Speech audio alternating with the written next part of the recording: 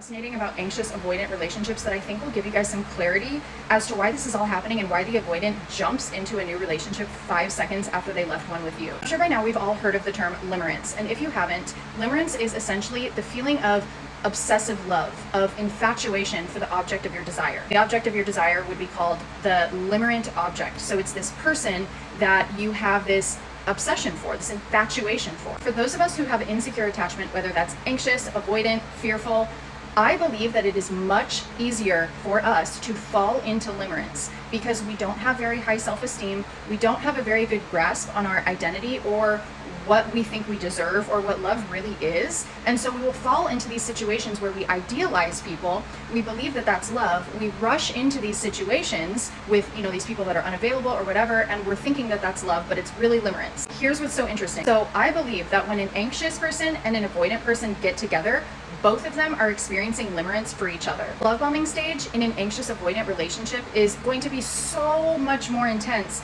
than just a regular honeymoon phase. And I'm sure you know that if you've been in this type of relationship. It is very intense, very passionate, it moves very quickly. Both of you are so obsessed with each other. There's a lot of infatuation going on. There's a lot of putting each other on a pedestal. You guys think about, you're spending all your time together. You're probably fucking constantly. Like, it's just amazing, right? It feels perfect. You're saying, I love you on day 3. It's moving very quickly. Here is where things get tricky. Listen up. As the relationship progresses, the avoidant person falls out of limerence. What happens to the anxious person?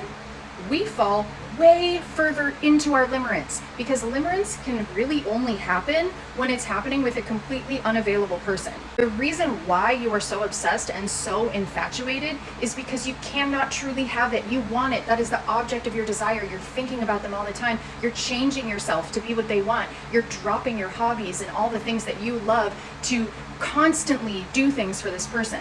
You are completely obsessed and consumed with them. At first, the avoidant person felt this way for you because you were still kind of unavailable too. They didn't know you very well yet. You were this brand new sparkly toy that they could idealize, and so they're having all those feelings for you. But when the relationship gets to that new level, because relationships don't stay in the honeymoon phase, they reach a new level of connection where the two of you are beginning to connect. You're becoming real. It's becoming human. You're starting to take it to that next level. That's when avoidants begin to check out. That's when anxious people begin to fall deeper into our limerence, because the further that the avoidant starts to distance from us, the more the limerence grows. But what's happening to the avoidant is they no longer feel that limerence for us, and so they're starting to feel like they're not in love. And they want to feel that limerence because that's the only way that they really understand love in the first place. So if they're not feeling it with us, it must mean that it's just not meant to be, right? We're just not the person for them. It must be someone else who is better for them. And this can be a gradual thing. It's not like 3 weeks in, the honeymoon stage ends and all of a sudden the avoidant is completely out of their limerence stage, right? It's gradual. It can take them a little while, before they start to really realize that they are not seeing you in that light anymore. But I do believe at a certain point, the avoidant is not feeling that anymore. They are not seeing you as a limerent object, and they don't know how else to feel, because that's the only way that they know how to connect with a romantic partner, is to consider them as a limerent object. You might be thinking, God, that's so fucked up. But as anxious people, we're the exact same. Remember, we continue dating unavailable people so we can fall further and further into limerence with them, become more and more obsessed and consumed with their every move, stop everything we're doing to cater to them. All we know is limerence too. That's why we keep ending up here. And the avoidant does finally leave you because they've been stringing you along for a while, not wanting to hurt your feelings, but secretly wanting to break up. When they do leave, they've probably had another limerent object that they've been fawning over for a while. And if they haven't, they're gonna find one, because they're trying to avoid the pain of this breakup, right? They do have feelings underneath, but they're trying to avoid all that.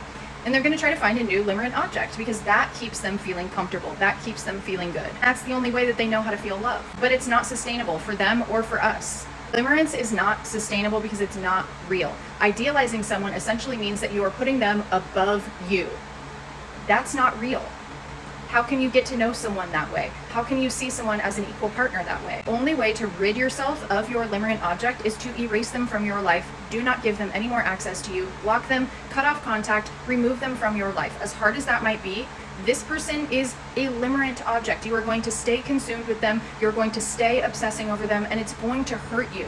I see some people in my comments sometimes that say that it's been 5 years and they're still obsessed over their ex. And I have a huge feeling that has probably something to do with limerence, because limerence doesn't go away.